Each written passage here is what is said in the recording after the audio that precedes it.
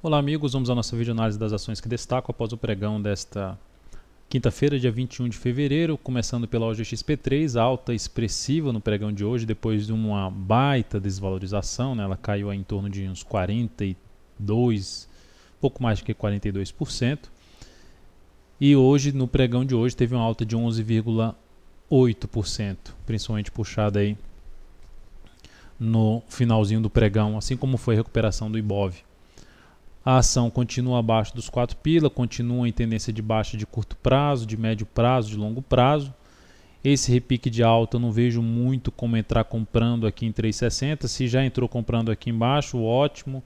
Já entrou comprando de alguma forma, ótimo. Já estaria mais até pensando em botar o lucro no bolso, na região aí dos 3,70, 3,90.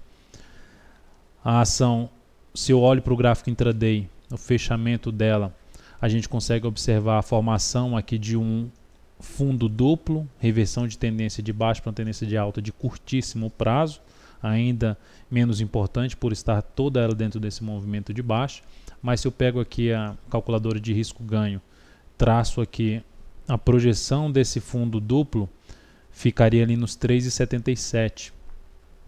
E entrar comprando aqui com stop aqui embaixo, por exemplo, se eu entro aqui em 3,60, stop abaixo da mínima desse candle, 9% de stop, ao projetar 9% para cima, vai estar ultrapassando essa região aqui de resistência, que seria os 3,90, por volta de 3,90, 3,87 a máxima.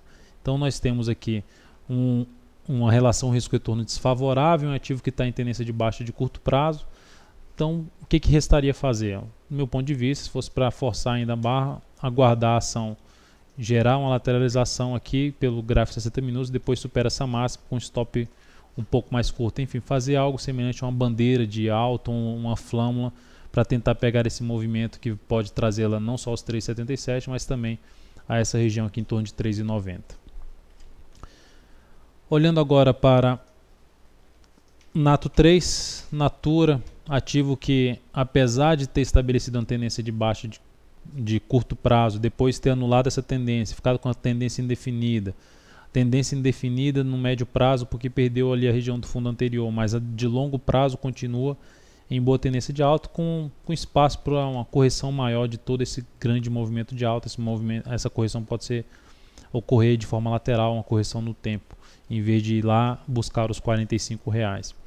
O fato é que o ativo não acompanhou muito a queda do Ibovespa. Mesmo com o cenário mais deteriorado, de perda de força, a ação não acompanhou, o que abre espaço que há uma pressão compradora um pouco maior nesse ativo, e a superação dessa região de 53,31 a 53,65 confirmaria aí a formação de um ombro, cabeça-ombro invertido, e a expectativa de ter um movimento aí de recuperação, uma nova tendência de alta nesse ativo. Então, um dos papéis que podem trazer um repique de alta com o repique de alta do Ibovespa pode ser um dos papéis que se beneficie rompendo essa barreira de 53,31 a 53,47. A outra é a HGTX3. A HGTX3 também, com a queda, esse último movimento mais forte debaixo do Ibovespa, não acompanhou tanto, até que no pregão do dia 15/2 ameaçou acompanhar bem, depois nos outros 4 pregões, inclusive com hoje, não saiu muito do lugar.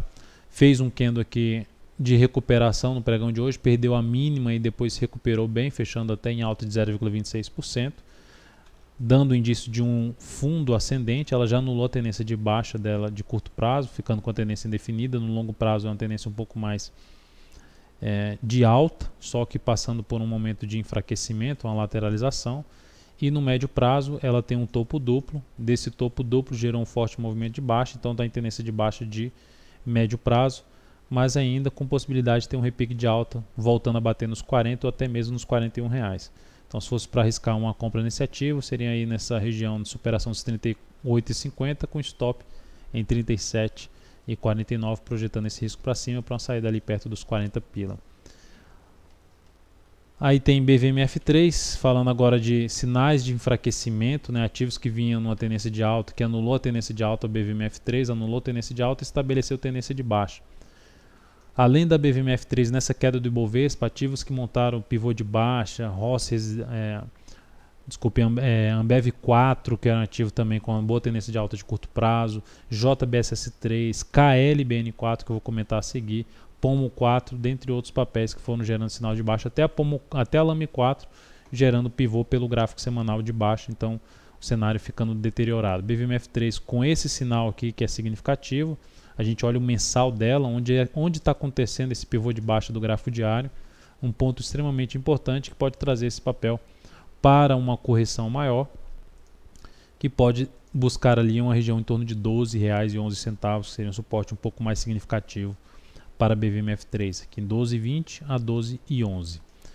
A outra ação é KLBN4, que tem uma boa gordurinha para queimar depois de um grande movimento de alta no mensal, uma tendência de alta expressiva. A ação pode gerar agora, a partir de agora, uma sinalização mais forte de correção.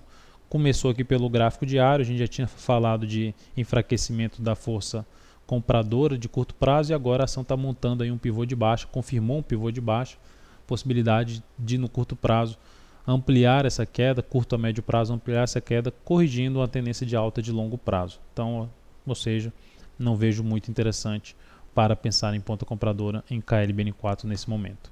Então é isso, amigos, muito obrigado por sua atenção e pelo acesso também diário ao site daltonvieira.com. Um grande abraço e até a nossa próxima videoanálise.